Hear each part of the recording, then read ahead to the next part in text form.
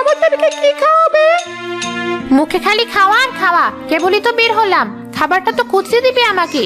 ওই দেখ, ওখানে কে যেন একটা ছেঁড়া রুটি ফেলে রেখেছে, ওটা খা সবাই মিলে, আমি আসছি একটু পর। কিন্তু মা, তুমি চলে গেলে আমাদের রুটি ছিঁড়ে দেবে কে? আগে তো চেষ্টা করে দেখ রুটিটা ছিঁড়তে পারিস কিনা, না হলে তো আমি আছি, শুধু শুধু অযথা কথা বলে আমার মাথা নষ্ট করিস না। আচ্ছা মা, তুমি যাও। যাক, ঝামেলাগুলোর হাত থেকে কিছুক্ষণের জন্য মুক্তি পেলাম। এবার দেখি কি খাওয়া যায়।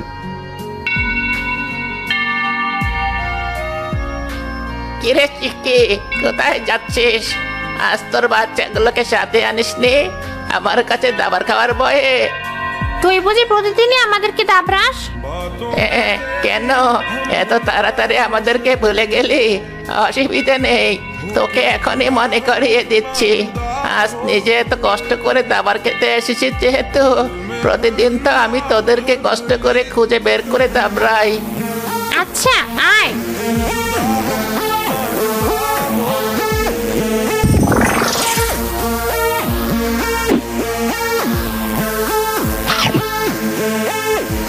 হাড্ডিগুলো ফেলে দিয়ে এই মুরগির বাচ্চাগুলোর কাছে যাই।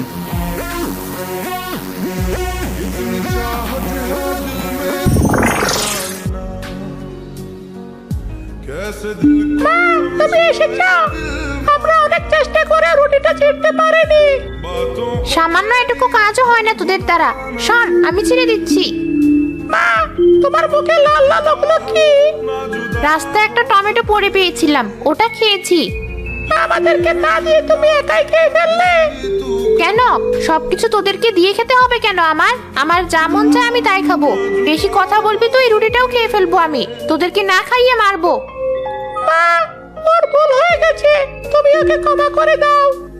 ঠিক আছে, রুটিটা তোদেরকে ছিঁড়ে দিচ্ছি, সবাই মিলে খা এখন।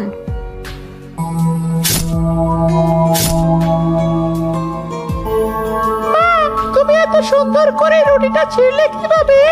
তোমার মুখে চুনি লাগানো আছে কিনা দেখে তো। একদম আমার কাছে আসবে না বলে দিলাম, নয়তো এই রুটির মতো তোকেও টুকরো টুকরো করে খেয়ে ফেলবো।